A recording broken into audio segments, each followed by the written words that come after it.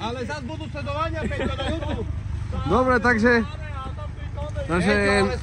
náš kolega mal nápad 2 auta spriahnuť do kopy a potiahnuť 20 tón do piče.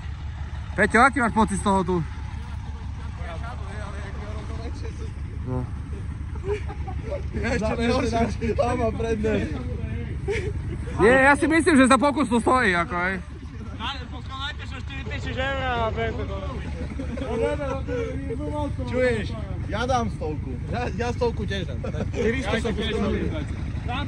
Ja 100 zarobím z toho videa, takže tiež ju dám. No, Peťo, ty si šéf. Ty si šéf tejto akcie. Čo? A ja mám ísť do stredu? Nejde. A vy, aké by mi ísť? Nechme do strediny, bo ju rozjebeme. Že takto cvičí si toto bude. Ale formáte X5 rozjebať jak patro do piči. Keď ju postavíme, že sa postavíme jeden tu a druhý tu. No, tak jedine, no. Tým šotom ťa nebude do teba. Že ty si išiel tam? Nebude do teba, lebo máš koľaje, vieš. Dobre, keď dám dlhšie lano. Do jedného bodu spriahne. Keď dám dlhšie lano. A čo, šmíkne mi to dreve. Lano ti nedojebe auto. No toto už nemá. Jedno by sa postavilo auto tu, druhé tu do piči.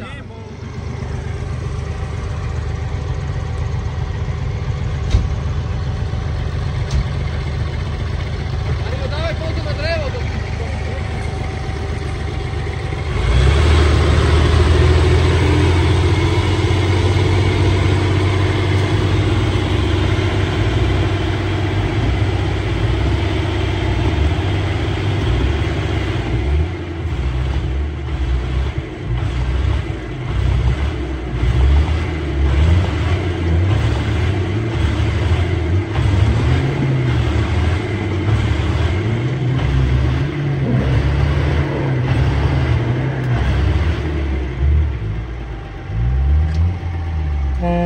No.